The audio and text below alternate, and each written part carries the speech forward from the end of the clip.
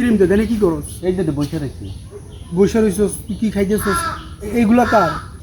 জানি না কে ফেলাই দিয়ে গেছে। লোকজনের কোনো কমন সেন্স নাই, জিনিসপত্র কই সব ফালাই দেয়। হ্যাঁ, লোকজনের তোর ফরা নাই, যা পড়তে যা, যা আমি বয়ে রইছস।